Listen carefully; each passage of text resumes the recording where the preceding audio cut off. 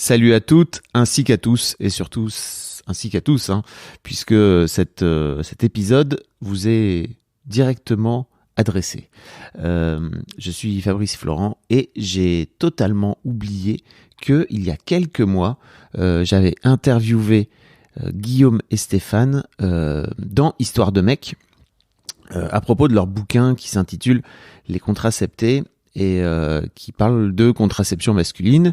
Et alors je crois que les mecs ont plein de choses à apprendre et dont il faut qu'ils prennent conscience au XXIe siècle. Mais s'il y a bien un truc sur lequel je suis au taquet, c'est à propos de la contraception masculine qui nécessite vraiment une vraie prise de conscience collective de la part des gars.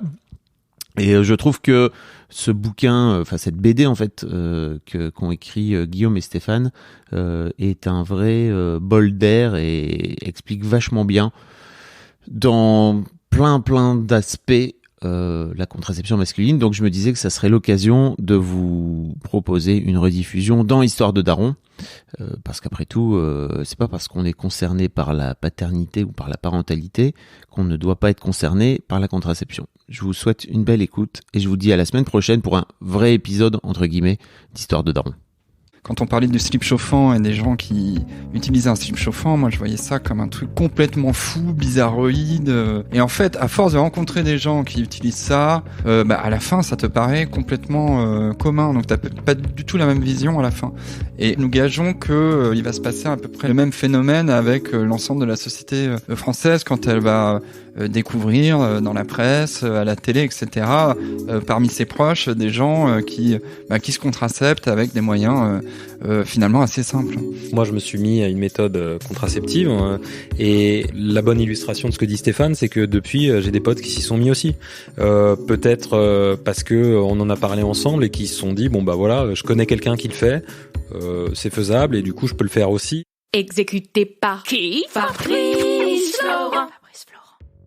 Bonjour, bonsoir, bon après-midi à tous et bienvenue dans ce nouvel épisode d'Histoire de mec. Chaque 2e et 4e mercredi de chaque mois à partir de 6h du matin, on parle avec des mecs de leur rapport à la masculinité et de répondre à la question « C'est quoi pour toi être un homme ?» Je suis Fabrice Florent et dans la vie, je fais des podcasts d'interviews et de discussions et je crée du contenu. Si vous aimez ce podcast, allez écouter la bande-annonce pour en découvrir un peu plus sur moi et mes autres podcasts. N'oubliez pas de vous abonner sur votre appli de podcast préféré, de mettre un cool commentaire et 5 étoiles au podcast sur Apple Podcasts et de partager cet épisode autour de vous s'il vous a plu. C'est le meilleur moyen de m'aider si vous aimez mon boulot. On est donc avec Guillaume et Stéphane. Salut à tous les deux. Salut. Comment ça? Salut. Ça commence très bien. Merci beaucoup de venir. Ça me fait plaisir de vous avoir. Vous êtes alors c'est pas votre métier, mais vous êtes les auteurs de cette BD qui est à mi-chemin entre un BD et un bouquin d'ailleurs, un livre plus traditionnel qui s'appelle Les Contracepteurs. Les contraceptés. Les contraceptés. Ouais. Les contracepteurs sera le volume 2. Ça commence super.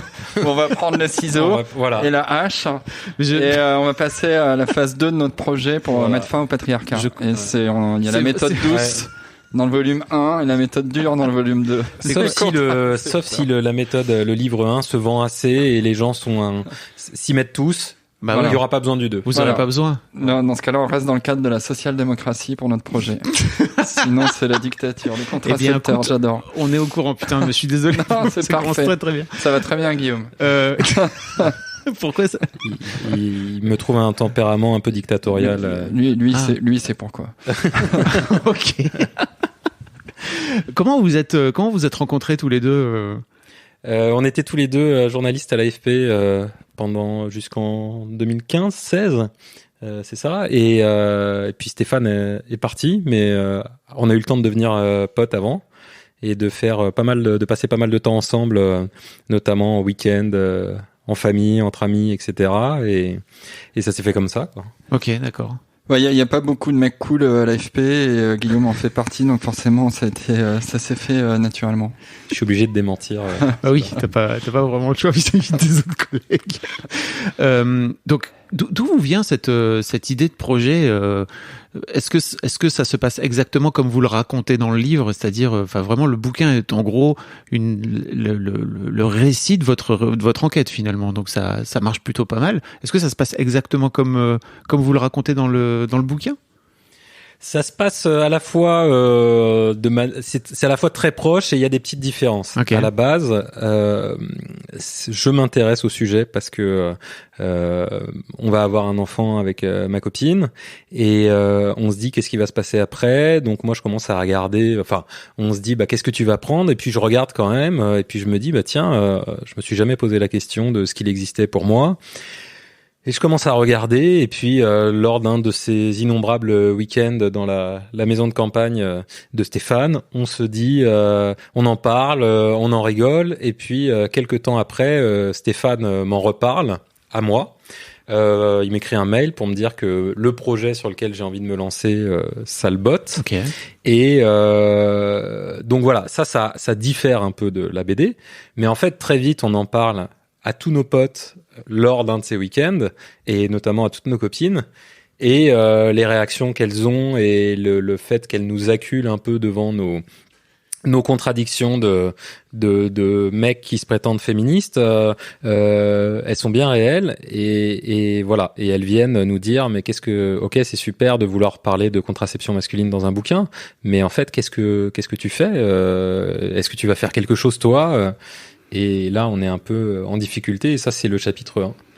Et c'est à peu près dans la même période de temps qu'on fait ces premières recherches d'archives superficielles dans la presse, où on se rend compte que des médias de masse annoncent la pilule masculine pour demain depuis littéralement des décennies. Et donc ce dialogue entre nos potes meufs, nos compagnes, et puis cette découverte que voilà, ça fait 1000 ans qu'on nous annonce une contraception qui n'arrive pas, nous donne envie d'investiguer un peu plus, quoi. Et il faut se dire que ce début d'enquête, c'est il y a 3 ans, donc à la rentrée 2018, et puis on se met dessus vraiment ensemble début 2019. Donc là, on est en plein dans MeToo, ouais. Qui est un ébranlement général et un ébranlement pour nous, et qui vraiment donne de l'envie de se poser plein de questions sur plein de choses, et notamment sur ce sujet-là qui assez vite nous paraît être un impensé, un tabou, l'éléphant dans la pièce, le truc sur lequel on s'est jamais interrogé. En fait, avec MeToo, il y a pas mal de murs qui tombent, notamment pour les hommes. Il y a quand même pas mal de trucs qu'on voulait pas voir ou qu'on ne savait pas voir. Ouais, j'allais vous demander comment vous l'avez vécu, vous, MeToo. Vous avez quel âge? 35-40 balais, c'est ça? Moi, j'ai 43. Moi, j'ai 34. Ok. Et moi à l'époque j'étais à BuzzFeed, donc média féministe, l'affaire Harvey Weinstein, voilà, aux États-Unis avait vraiment été suivie de près. Et c'est tout de suite un mouvement qui m'a beaucoup intéressé. Journalistiquement parlant, je pense que c'est quand même un des grands trucs passionnants de notre époque et sans doute de notre génération. Et en parlant avec Guillaume, en fait, ce qui m'a pété aux yeux, c'est cette idée et la BD sous-titrée Enquête sur un dernier tabou. Que la contraception, on n'en parle jamais, mais même en post-MeToo, même en essayant de mettre à plat, parce que MeToo, c'est aussi l'époque, c'est concomitant de la charge mentale, de toutes ces questions qui sont mises sur la table. Qui arrive après, enfin toutes les questions de charge mentale arrivent après. Voilà, exactement. Et la contraception est un peu au milieu de ces deux questions, à la fois du consentement sur ce qu'on fait sur un corps et sur le corps des femmes, et de la charge mentale. Et quand Guillaume m'en parle et qu'il me parle de ce projet, je me dis tout de suite, c'est fou. C'est vraiment un truc dont on parle absolument pas, quoi. Et c'est quand on fait nos recherches, on se rend compte. Et là, c'est le deuxième effet qui se coule, comme disent les vieux désormais, c'est que en fait, y a des gens qui y ont pensé depuis 40 ans et que nous, on ne le savait pas parce qu'on s'était pas interrogé, mais aussi parce qu'on nous l'avait pas dit, que il existait des méthodes qui avaient été développées, plus ou moins efficaces, plus ou moins utilisables, mais en tout cas qu'il y avait des mecs qui depuis 40 ans s'étaient posé la question et avaient fait ces recherches complètement punk à la fin des années 70, au début des années 80, dans une espèce d'immense indifférence générale, indifférence des autres mecs, indifférence relative de la presse, parce que la presse en a parlé comme elle est capable de parler, de faire un événement sur un truc et de s'en détourner le lendemain. Indifférence des pouvoirs publics et bonne indifférence aussi des labos pharmaceutiques. Ça saute aux yeux vraiment dès les premières recherches. Il y a un côté aussi où ça vient de la communauté un peu hippie, post-68 hard, un peu... Ouais, exactement. Doute, Et puis le premier type qu'on va voir pour essayer d'avoir un éclairage sur ce qui s'est passé, etc., essayer de comprendre un tout petit peu, alors qu'on est au tout début de notre projet, c'est Pierre Collin. Et Pierre Collin est un type extrêmement attachant. Tout de suite, il nous raconte ces groupes de parole à la fin des années 70. Donc lui, il vit en communauté, il partage tout, le fric, la baise, absolument tout.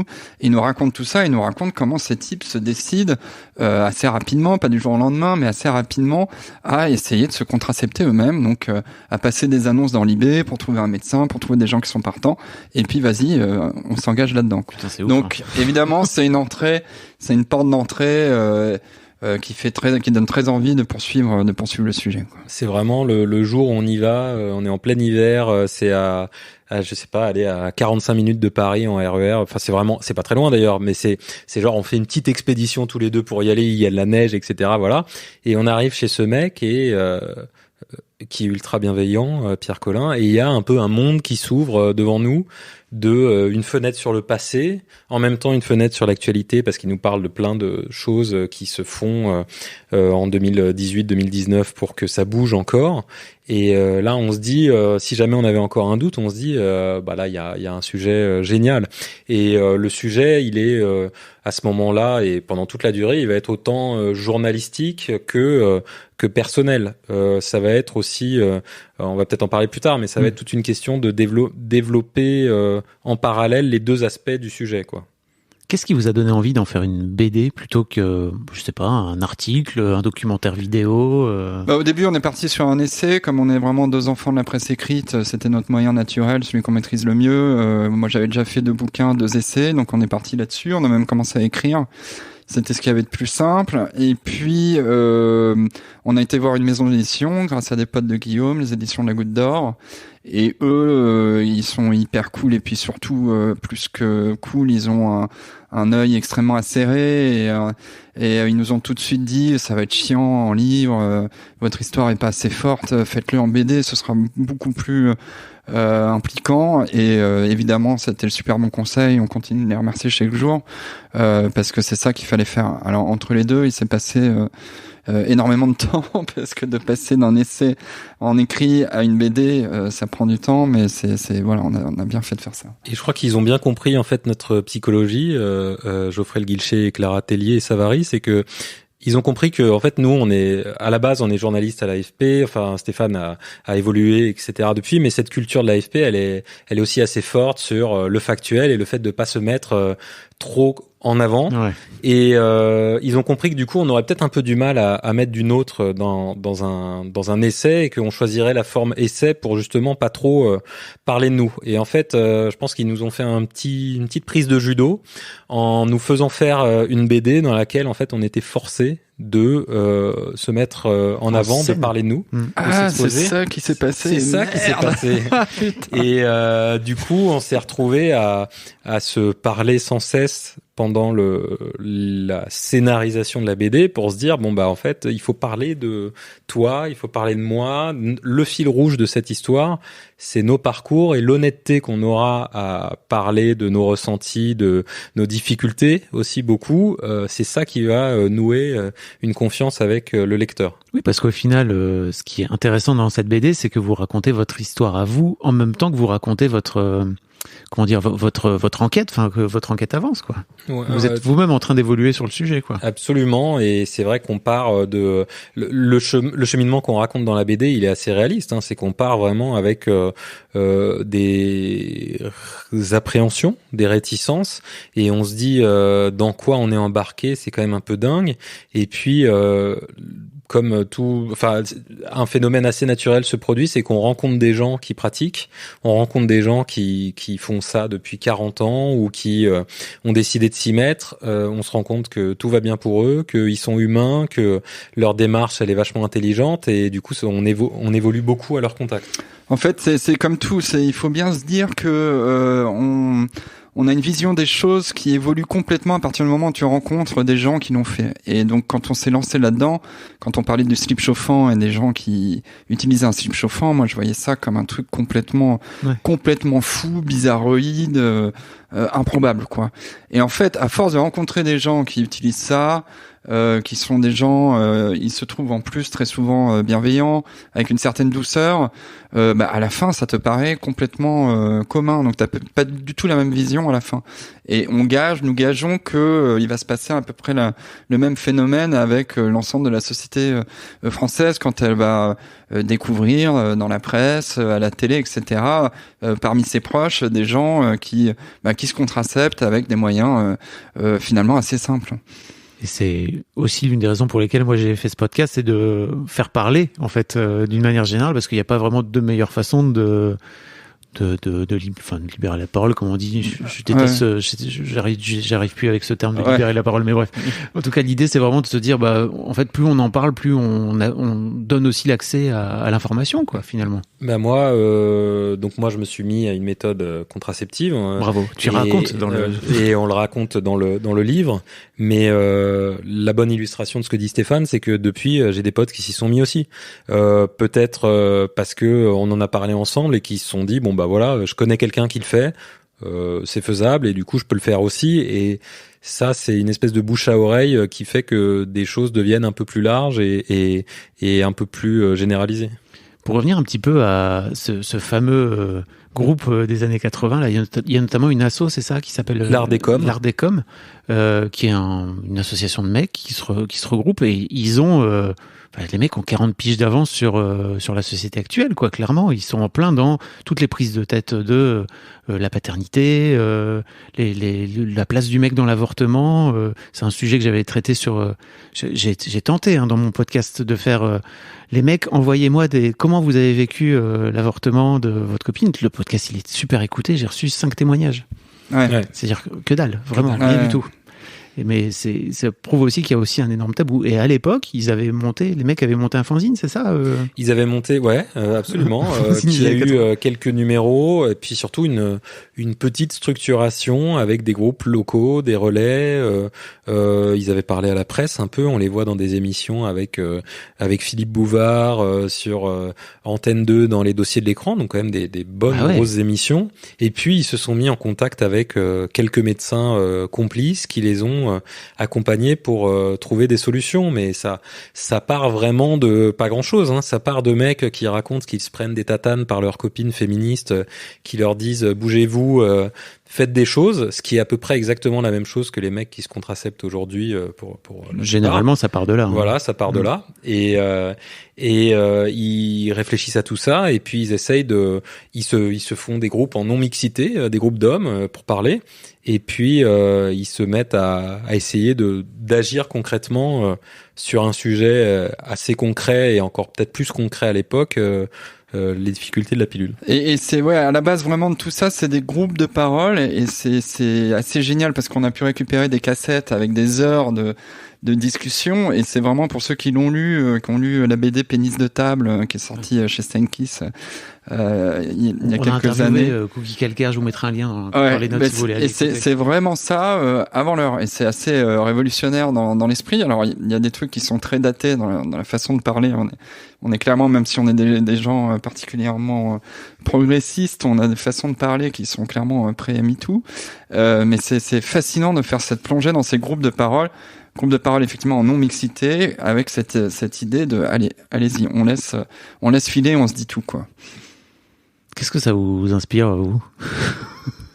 On se dit que je vais pas dire que j'ai perdu 35 ans de ma vie, 34 ans de ma vie avant de découvrir ça, mais je me dis que vraiment il y a un chemin qui peut être parcouru et que ce genre de choses, de témoignages, il est vraiment utile à entendre pour tout mec de 2021 de se dire en fait c'est possible d'être aussi ouvert là-dessus, de parler de parler de faiblesse, de parler de difficultés, je sais pas, voilà, et puis surtout de parler de sa sexualité de cette manière.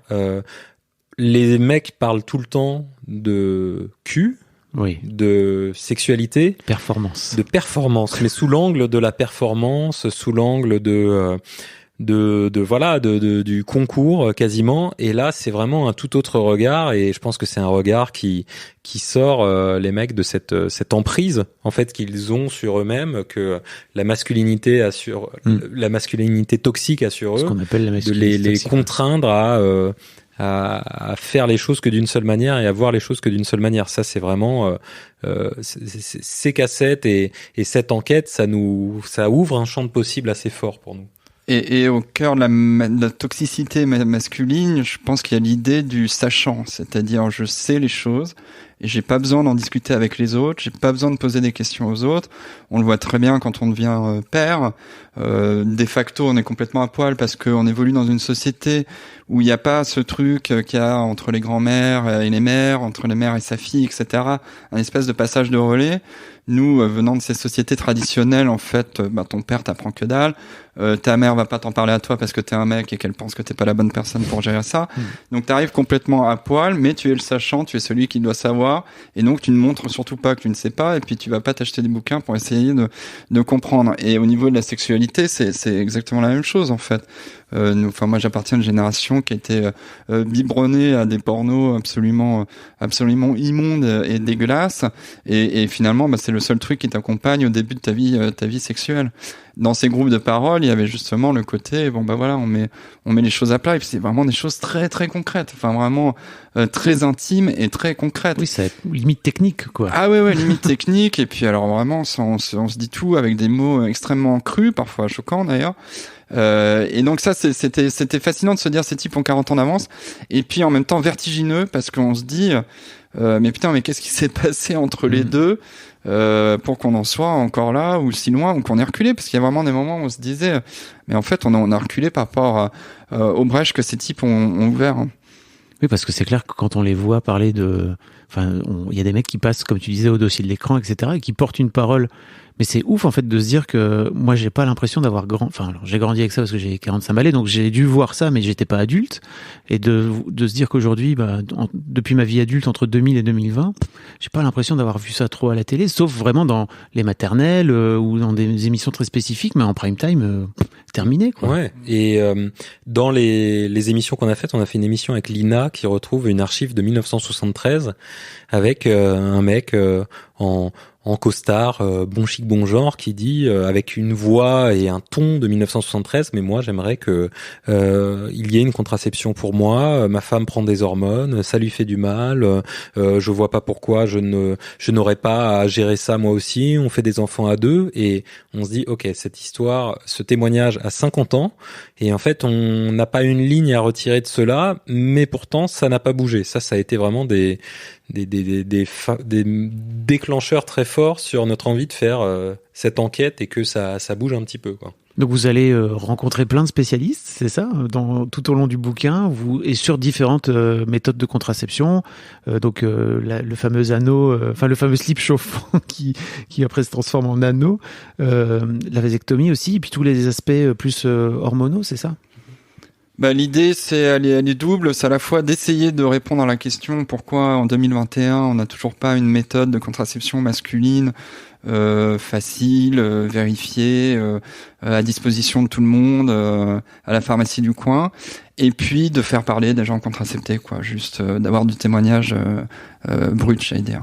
Ouais. Et donc on en a rencontré un certain nombre de ces mecs contraceptés où on leur a parlé par téléphone, quoi, parce que c'était aussi époque Covid, et ils nous racontent des choses extrêmement simples, comment leurs copines galèrent, comment ils ont cherché sur Internet, comment ils ont été contraints de contourner le pouvoir médical pour se lancer eux-mêmes dans quelque chose qui, quoi qu'on en dise, paraît un peu aventurier, quoi. Et on rencontre ces gens-là qui sont fascinants, et puis on rencontre tout un tas de spécialistes. Alors il y a des militants dans ces spécialistes, il y a des chercheurs, il y a notamment une chercheuse néerlandaise, Nelly Houtschorn, qui a écrit un bouquin assez fascinant sur l'échec de l'invention de la pilule pour les hommes.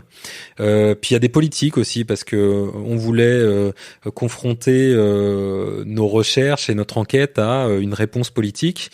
Et l'absent, c'est alors il y a des médecins aussi. Mais le grand absent, c'est le labo pharmaceutique, le ou les labos pharmaceutiques. Aucun n'a répondu à nos demandes de réponse. En plus, on n'a pas forcément besoin d'eux. C'est ça le pire, c'est qu'on se rend compte aussi que. On se doute bien de ce qui s'est passé, mais on aurait préféré quand même avoir quelqu'un qui ait connu tout ça de l'intérieur, qui aurait pu nous dire. Est-ce qu'il y a même une histoire dans ces boîtes-là, si tu veux? Est-ce qu'il y a encore des gens qui sont là depuis 40 ans et qui sont capables d'expliquer ce qui s'est passé avec le recul? Je sais même pas, quoi. C'est la question. Il y avait quelques pistes, mais on n'a pas réussi à les aboutir de personnes, notamment à l'OMS, parce que l'OMS a quand même pas mal travaillé dessus, ou dans quelques labos de recherche qui ont suffisamment côtoyé le sujet de près pour pouvoir dire ce qui nous est remonté aux oreilles, c'est que il y a eu des recherches relativement avancées, mais qu'à un moment les conseils d'administration de ces boîtes ont estimé qu'il fallait privilégier d'autres choses, d'autres champs de recherche, parce que celui-là n'était pas porteur de profit, était risqué aussi, parce que la recherche sur la contraception, il y a eu des risques, il y a eu des coûts humains du côté des femmes, et refaire ça du côté des hommes, ça reste risqué pour un marché qui était évalué à pas grand-chose, et du coup... Ce qui est aussi une réalité, non, cette histoire de marché qui n'existe pas, parce que cette fameuse association là dont vous parlez, elle finit par péricliter parce que ils n'arrivent pas à trouver des mecs qui viennent suffisamment en nombre, qui viennent pour... les mecs s'intéressent pas au sujet, quoi, globalement, même à l'époque. Surtout à l'époque d'ailleurs, je crois. Oui, puis il y a le sida qui tombe dessus, comme un rideau de fer sur cette histoire. Donc tout s'arrête à ce moment-là, quoi. Le sida arrive, tout le monde passe à la cape. Enfin, tout le monde, je sais pas, mais en tout cas, ça met un gros frein à cette histoire. Ouais. Ok. T'as l'air songeur. Non, je pense à ça. Je me dis qu'en effet, il n'y a pas eu de marché, mais il y a une part de la volonté des mecs là-dessus, c'est-à-dire que les mecs ne se sont pas mobilisés. C'est quand même l'un des principaux constats qu'on dresse à la fin de l'enquête. Mais le cercle vicieux, il se fait avec plusieurs acteurs. Il se fait aussi avec notamment les pouvoirs publics qui n'ont pas cette réflexion de se dire on doit communiquer sur la contraception à destination des femmes et des hommes. C'est de tout temps, quand les pouvoirs publics ont parlé de contraception, ils ont parlé aux femmes. Le site officiel gouvernemental sur la contraception qui vient de changer et qui est désormais un peu plus inclusif, si je puis dire. Ouais. Choisirmacontraception.fr. Ouais, mais alors du coup c'est plus ça. Maintenant il y a un nouveau truc, j'ai vu ça il y a quelques jours. D'accord. Et en tout cas choisirmacontraception.fr, l'ancien site, c'était vraiment un site qui s'adressait aux femmes. Et on va pas complètement le reprocher, puisque de fait les femmes avaient le mérite d'assumer cette charge. Donc c'est normal que on va pas non plus s'adresser à des mecs alors qu'ils font rien dans cette histoire. Mais voilà, il aurait fallu aussi une parole publique pour dire réveillez-vous, vous faites des enfants à deux a priori, donc c'est aussi à vous de gérer ça. Et ça aurait peut-être aussi un peu changé les choses plus tôt. Voilà. Il y a tout un feuilleton aussi où vous essayez d'avoir Marlène Schiappa en interview. 8 annulations, 8 reports de rendez-vous. Parce que Marlène Schiappa dit un truc au tout début de son mandat, où elle dit je veux faire en sorte de mettre la contraception masculine au centre du débat sociétal. Ouais. Et puis elle en dit plus un seul mot, plus jamais. Donc on voulait lui demander pourquoi. Et elle a fini par nous recevoir, donc c'est chouette qu'elle nous ait reçus et on la remercie. Et puis elle nous a permis de comprendre pourquoi finalement elle n'en avait pas parlé. Elle, ce qu'elle nous dit, c'est en quelques mots, c'est que sa priorité en étant secrétaire d'État à l'égalité femmes-hommes, c'est de lutter contre les féminicides, contre les femmes qui meurent sous les coups de leurs compagnons ou ex-compagnons, le harcèlement de rue. et que tant qu'on se fait harceler dans la rue ou qu'on prend des coups, évidemment, on peut pas parler de contraception, etc. Mais elle dit aussi que c'est quand même la faute de tous les autres. Dans ce qu'elle nous dit, c'est elle dit quand même j'ai voulu en faire plus sur le sujet, mais la ministre de la Santé de l'époque, Agnès Buzyn, ne voulait pas. Et puis de toute façon, pour que je me lance là-dedans, il faut que je sois déjà appuyé par des mecs qui feraient une tribune dans le JDD, et puis il faut un mouvement de la société civile. Et elle a cette ce truc de dire en fait ce n'est pas à moi d'enclencher le mouvement, alors même que ce qu'on lui dit lorsqu'on l'interroge, c'est vous êtes considérée comme détentrice d'un ministère de la parole.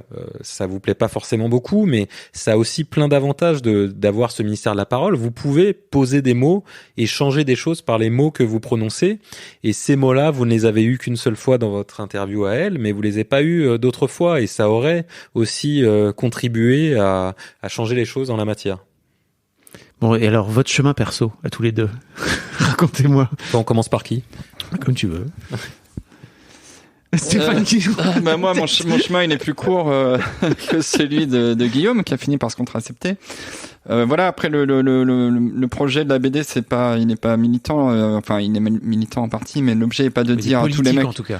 Il est politique, non, mais il est militant, mais le projet est pas de dire à tous les hommes de se contracepter. Je pense que l'idée, c'est de dire, voilà, jusqu'à maintenant, jusqu'à ce point de l'histoire de l'humanité, c'est les femmes qui ont tout géré. Ça a beaucoup arrangé les hommes, tout a été organisé pour que ce soit les femmes, avec tout ce que ça implique d'effets secondaires, de rendez-vous à prendre chez le gynéco, de pilules à prendre tous les jours, etc., de stérilés qu'on vous prescrit, que parfois vous supportez pas, avec du cuivre dedans, enfin, un certain nombre de trucs assez dingues. Maintenant, on va peut-être essayer de rentrer dans une nouvelle phase où les hommes s'intéressent, où ça fait la contraception d'un lieu en échange dans le couple, et où on envisage quel peut être le moyen de contraception qui a le plus de sens pour ce couple donné, en fonction de comment quel âge on a, quelle est notre histoire, et comment la femme ou l'homme supporte ses moyens. Donc voilà, c'est dans le cadre de ce projet. Moi, on attend toujours la réponse de Stéphane sur son propre parcours perso. Voilà, donc moi je ne suis pas contracepté, j'ai pas le même âge que Guillaume, j'en suis pas exactement au même point de ma vie de couple. J'ai pas une hyper envie de parler de ma vie privée, mais par contre ma meuf au cours de la BD a arrêté de prendre la pilule. Et donc aujourd'hui on fait autrement, soit avec un préservatif, soit la méthode du retrait. Mais donc elle prend plus d'hormones, comme pas mal d'ailleurs de femmes tout court. Je tiens à dire que la méthode du retrait n'est pas une méthode de contraception. Je préfère le dire pour tous les gens, pour tous les jeunes qui nous écoutent. Ah bon, c'est acté ça ? Alors c'est là où c'est intéressant, c'est que c'est considéré comme une méthode de contraception, sauf qu'elle est reconnue comme étant avec beaucoup d'échecs, quoi. C'est ça. Mais elle est listée dans la liste des méthodes de contraception. Alors officielle, ouais, mais effectivement, c'est 50%. C'est. Ah bon, mais alors après il y a peut-être. Il y avait toute une histoire parce que chez Mademoiselle, on avait fait une vidéo comme ça, et en gros, elle avait dit alors faites gaffe parce que ça marche pas, parce que une de nous deux vient de la méthode du retrait. Disons que je pense que c'est difficile de la recommander parce que elle est vraiment. C'est pour ça. Statistiquement, il y a énormément d'échecs. Alors peut-être qu'elle est mieux maîtrisée avec le temps dans le couple et le temps dans ton expérience de vie. Si t'as envie d'un petit dernier, quoi. Je vais envoyer un WhatsApp à ma meuf pour lui dire que. Mais d'ailleurs, vous prenez et toi donc Guillaume, t'as adopté l'anneau, c'est ça, ouais. L'anneau contraceptif. C'est le bon terme. Ouais. Et vous terminez la BD par vous prendre le chou en fait. Non, mais parce qu'il fallait une fin. Ouais, et on se tire la bourre quand même. On se chamaille beaucoup au début de notre entretien. Stéphane a laissé entendre que j'étais un dictateur. Non, mais on s'est frité, ouais, pendant la BD, mais pas méchamment, mais parce que voilà, à des moments, un tel est persuadé que le mot qu'il veut mettre à tel endroit de la BD est beaucoup plus malin que celui choisi par l'autre. Okay. Donc voilà, puis quand on bosse pendant 3 ans sur un projet qui en plus implique quelque chose de complètement nouveau pour nous deux, à savoir une mise en BD qui nous paraissait être l'affaire d'un mois et qui en fait a duré 1 an et demi parce que c'est un vrai boulot de dingue, et ça a fait des choses comme ça. Non, ce qui est horrible, il faut le dire, sur la fin de la BD, donc il y a une petite blague sur le mot woke, où je lui dis que c'est Mr. Woke. Ah oui. et machin, et on l'a fait, je sais pas quand, il y a un an. En juin, je pense.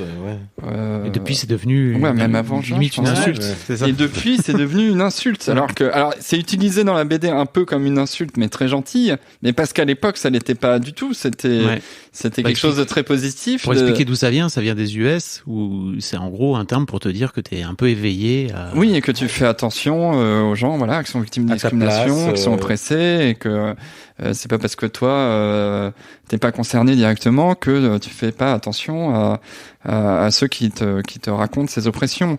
En France, on a décidé d'en faire une insulte. Enfin, en tout cas, le terme a été politisé ces derniers mois. Jean-Michel Blanquer a décidé d'en faire une insulte et ça marche pas mal. Enfin bon bref, je vais pas m'étendre, mais voilà, en tout cas, il faut replacer la chute de la BD dans le contexte de l'époque, faire un travail d'historien. Et à l'époque, être woke, c'était une qualité.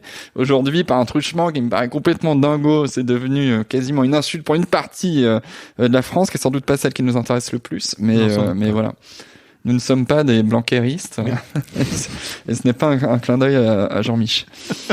Et toi, Guillaume, alors donc donc moi, voilà, le départ de la BD et de cette histoire, c'était les questions que je me posais dans mon couple. Qu'est-ce qui allait se passer? Et donc pendant 2 ans, il y avait l'éléphant dans ma pièce, dans mon appartement à moi, qui était tu fais une enquête sur la contraception, mais qu'est-ce que tu vas faire? Et donc pendant 2 ans, je me suis un peu posé des questions et j'avais des réticences, j'avais de l'appréhension. Je me disais mais c'est très sympa qu'ils le fassent pour eux, ces mecs, mais est-ce que j'ai vraiment envie de faire ça? Elle te venait d'où, ces réticences? De me dire je vais porter un slip chauffant ou je vais me faire une piqûre d'hormones, est-ce que j'ai vraiment envie de faire ça? Il y avait une part de choses là-dedans qui me paraît pas complètement absurde, à savoir on ne connaît pas encore suffisamment et précisément l'étendue des risques que cela peut engendrer. La différence avec les nanas, c'est qu'on connaît l'étendue des risques que cela peut engendrer chez les mecs. Voilà, ça veut pas dire que une fois qu'on aura toutes les études, il y aura rien, parce qu'il y aura possiblement des choses, mais il y avait un peu de doute là-dessus. Mais après, il y avait aussi un truc lié à l'éducation de mecs, le fait qu'on n'est pas habitué à avoir une médicalisation de son corps, un regard médical sur soi, et que voilà, ça a donc mis du temps à accoucher, et finalement le fait que je rencontre le mec Maxime Labrie qui a développé l'anneau, que on parle avec pas mal de mecs qui utilisent une contraception, c'est devenu quelque chose qui est rentré dans le champ des possibles, et donc je m'y suis mis il y a 1 an. Voilà, donc je porte un anneau depuis 1 an, et depuis 1 an. Là, tu nous parles et tu portes un anneau. Et voilà, et ma voix serait à peu près la même si je ne l'avais pas, je crois. Non, et ce qui est dingue surtout, c'est que je me dis depuis 1 an que c'est quand même extrêmement simple, cette histoire, et que jusqu'à preuve du contraire, enfin ça marche déjà, c'est jusqu'à preuve du contraire, c'est réversible. Ça a été quand même pas mal testé sur plus de 1500 cycles potentiels de fertilité. Il y a eu des études scientifiques pour dire que c'était réversible. Et puis c'est vraiment extrêmement simple, quoi. Le seul effet secondaire répertorié à la méthode que j'utilise, c'est des démangeaisons au début. Parce qu'il faut s'habituer, quoi. Faut s'habituer, voilà, ça passe vite. Faut apprendre à bien le mettre, mais à la fin, tu te dis, mais qu'est-ce que c'est simple, en fait. Et pour être très clair avec tous les mecs qui nous écoutent, tu n'as pas perdu de virilité. Je crois pas. Non, mais non. Et c'est marrant parce que sur une autre méthode de contraception, la méthode hormonale, il y a quand même l'un des mecs à qui on parle qui l'utilise, qui nous dit, mais j'ai rompu avec ma nana, peut-être parce que elle trouvait que ça accentuait des trucs de virilité, j'avais plus envie de faire l'amour, j'étais plus agressif, etc. Ce qui est quand même un peu à l'inverse de l'idée de ce que pourrait être un mec contracepté dans l'imaginaire commun. Non, ça a rien changé en fait. C'est vraiment toute chose est égale. Toutes les choses sont égales par ailleurs. Enfin, je crois. Stéphane me connaît bien. Après, je connais pas ta vie intime. Mais non, mais enfin voilà, bah peut-être qu'il faudrait faire témoigner ma compagne, mais non, mais blague à part. Non, mais toi, en fait, moi, je crois que l'un des freins, c'est ce truc de, ok, en fait, je vais plus éjaculer, parce qu'en fait, il y a une méconnaissance folle où je vais bander moins fort, ou je vais moins bander, ou je vais plus bander du tout. Non, alors moi, au cours de l'enquête, j'ai entendu le contraire, que ça permettait de bander plus fort, parce que quand c'était utilisé, quand tu le gardais pour faire du sexe, ça peut avoir un peu l'usage d'un cock ring. Voilà. Ouais. Et après, tu découvres aussi que en fait, dans l'éjaculat, il y a environ 2 ou 3% de spermatozoïdes. Le reste, c'est du liquide séminal, c'est d'autres substances, et du coup, en fait, ça change rien, quoi. Ça ne change rien. Ça change absolument rien. Continuera à être viril et être non, mais c'est non, mais c'est vrai. Je crois que c'est des questions très claires auxquelles il faut répondre. Ah ouais, non, bien sûr. Et qu'il faut venir mettre sur la table, en fait, parce que pour moi, ça fait aussi partie de l'inconscient collectif, tu vois, oh mon Dieu, mais moi j'ai une vasectomie depuis 3 ans, c'est des questions qu'on me pose, quoi, tu vois, alors comment ça se passe? Non, t'inquiète, pas de problème. C'est exactement ça. Ouais. Et il y a plein de mecs qui sont d'un côté de la barrière et très loin de cette barrière et qui se disent mais oulala, danger, fertilité égale virilité. Et puis une fois que la barrière est franchie, les mecs qui utilisent une contraception se disent bah en fait c'est la même chose qu'avant, sauf que c'est beaucoup plus pratique pour ma compagne, c'est faisable et facile, et à la fin, si je veux faire un enfant, bah j'arrête et puis ma fertilité reviendra et sera possible, quoi. Ce qui n'est pas le cas pour la vasectomie, je le rappelle, mais enfin en tout cas, il faut pas compter dessus. Voilà, la vasectomie, on peut. T'as fait faire congeler ton sperme ou pas? Non. YOLO. Ah, donc c'est fini, il n'y aura plus. En revanche, un truc que j'ai regretté de pas avoir fait, c'est de pas avoir fait un don de spermatozoïdes. Parce que c'est un truc que j'ai découvert après, qu'on m'a pas proposé sur le moment, où j'aurais pu très bien filer un don de spermatozoïdes à l'agence de la biomédecine, parce qu'aujourd'hui, ils en cherchent, en fait. Donc ça fait partie des trucs où on m'a pas du tout prévenu sur le moment, et que j'ai découvert après coup, quoi. Mais on t'a pas prévenu de quoi? On m'a pas proposé, tu vois. Alors on m'a proposé de le faire congeler, mais en fait on m'a pas dit bah tu peux aussi l'utiliser pour en faire un don, quoi, tout simplement. J'aurais été avec grand plaisir dans cette fameuse petite tout à fait, quoi, tu vois, ce fameux endroit. Un laboratoire, petite anecdote, mais qui est rigolote. Stéphane parlait tout à l'heure de son biberonnage à des films porno horribles. Quand on va dans un laboratoire, en tout cas dans celui où je vais, je lui rends hommage parce que c'est quand même bien pratique de pouvoir faire ça, et quand on est parisien, c'est quand même plus simple que si on habite à la campagne. Mais donc je vais dans un laboratoire pour faire un spermogramme, analyse du sperme pour savoir si on est fertile, et dans ces cabines où on fait ça, bah, il y a des télés, et au bout du 3e spermogramme que je viens faire, je sais pas, au bout de quelques mois, je me dis, bah, sois pas con quand même, allume la télé. Et évidemment, sur la télé, au moment où tu viens faire un truc qui participe d'une démarche un peu égalitaire, bah, tu as un porno dégueulasse où des filles se font humilier. Enfin, voilà. Je suis assez d'accord. C'est assez paradoxal, mais bref, c'est un détail. La société est en mouvement. En tout cas, ça s'appelle les contraceptés. Pas les contracepteurs. Mon garde ton titre. Il n'y aura pas de droit d'auteur. C'est meilleur comme titre, en fait, les contracepteurs. On peut le trouver en librairie partout sur Internet. Alors là, il y a une bonne rupture de stock en ce moment. C'est vrai ? Ouais. Okay. Et puis il y a des problèmes de papier, de pénurie de papier post-Covid. C'est un peu la guerre du papier, mais il revient le 26 novembre. Ouais, il est encore dispo quand même dans certaines librairies, mais il est un peu plus difficile à trouver. Il se trouve quand même sur Internet pas trop difficilement, si on passe par des libraires indépendants notamment. Mais voilà, fin novembre, il sera là. Bon cadeau de Noël. Ouais, affilé à votre tonton là. Pour animer le repas de Noël surtout. Exactement. C'est là vraiment, je pense que ça lance un repas pour éviter de parler d'autres sujets qui fâchent. Un sujet intime, pourquoi t'as rien fait, papy, et voilà. Si t'as un tonton du printemps républicain que tu veux un peu agacer, c'est le cadeau idéal. Il faut peut-être lui en offrir 3. Merci les mecs, c'était cool. Merci. Ciao.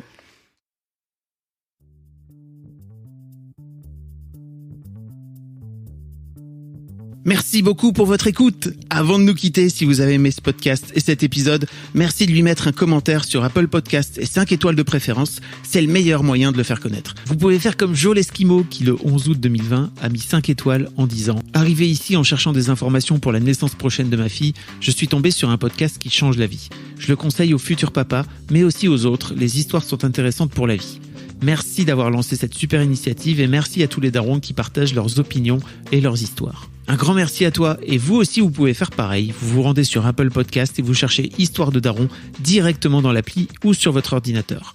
Merci à vous et rendez-vous tous les premiers et troisièmes lundis de chaque mois à partir de 6h du matin pour un nouvel épisode d'Histoire de Daron. Un grand merci à vous pour votre écoute.